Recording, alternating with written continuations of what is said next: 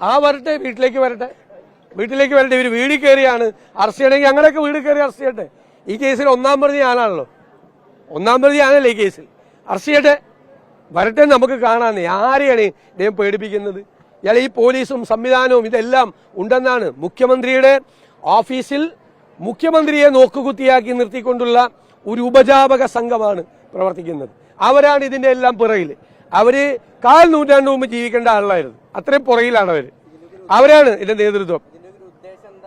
ഇത് ഞങ്ങളെ ഭയപ്പെടുത്താന്ന് വിചാരിച്ചിട്ട് യൂത്ത് കോൺഗ്രസ് സംസ്ഥാന പ്രസിഡന്റിനെ വീട്ടിലേക്ക് എരച്ചു കയറി അറസ്റ്റ് ചെയ്തുകൊണ്ട് പോയ കേരളത്തിലെ യൂത്ത് കോൺഗ്രസ്സുകാരൊക്കെ പേടിച്ച് വീടിനകത്തേക്ക് കയറുമല്ലോ, അത് പേടിച്ചിട്ടാണ്. അതാണ് ഞാൻ പറഞ്ഞത്, 4 നൂറ്റാണ്ട് മുമ്പ് ജീവിക്കേണ്ടിയിരുന്ന ആളുകളാണ് മുഖ്യമന്ത്രിയുടെ ഓഫീസിൽ ഇരുന്ന് ഈ ഉപജാപക സംഘം ഈ വൃത്തികേടുകൾ മുഴുവൻ കാണിക്കുന്നത്. ഇതിനെതിരായി ജനാധിപത്യ കേരളം അതിശക്തിയായി പ്രതികരിക്കും. ഞങ്ങളുടേതായ പ്രതികരണം ഉണ്ടാവുകയും ചെയ്യും. ഇനി കാത്തിരുന്ന് കാണാം. സംശയം എന്താ? ഞാൻ പറഞ്ഞല്ലോ, മുഖ്യമന്ത്രിയെ നോക്കുകുത്തിയാക്കിക്കൊണ്ടൊരു സംഘമാണ് ഇതെല്ലാം ചെയ്യുന്നത്. ഇത് ഭരണകൂട ഭീകരത ഉണ്ടാക്കാൻ നോക്കുവാണ്. അധികാരത്തിന്റെ അഹങ്കാരവും ധാർഷ്ട്യവുമാണ് ഈ കാണിക്കുന്നത്, കേരളത്തിൽ ഒരു കാലത്തും ഇല്ലാത്ത തരത്തിൽ.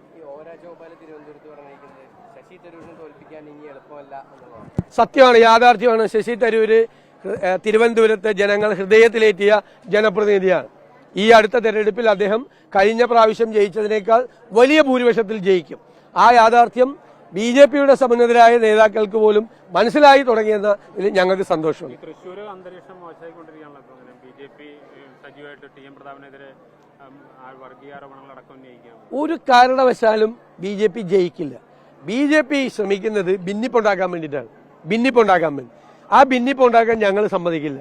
തൃശ്ശൂരും കഴിഞ്ഞ പ്രാവശ്യം TN പ്രതാപൻ ജയിച്ചതിനേക്കാൾ വലിയ ഭൂരിപക്ഷത്തിൽ ഞങ്ങൾ ജയിക്കും. ജനങ്ങൾ ഇതൊക്കെ നോക്കിക്കാണുന്നുണ്ട്, ഈ നാടകങ്ങളെല്ലാം നോക്കിക്കാണുന്നുണ്ട്.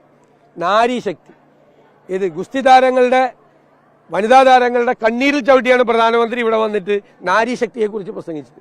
നാരീശക്തി, നാട് മുഴുവൻ സ്ത്രീകൾ വേട്ടയാടപ്പെടുമ്പോൾ അതുമ്പോൾ ഒരു പണിയും ചെയ്യാതെ നോക്കിയിരിക്കുന്ന പ്രധാനമന്ത്രിയാണ് ഇവിടെ വന്ന് നാരീശക്തിയെക്കുറിച്ച് പറഞ്ഞത്. ഇതെല്ലാം BJPയുടെ നാടകങ്ങളാണ്, അതൊന്നും വിലപ്പോവില്ല. ഇത് ജനാധിപത്യ കേരളമാണ്, മതേതര കേരളമാണ് എന്ന് തൃശ്ശൂർ ഒരിക്കൽ കൂടി തെളിയിക്കും.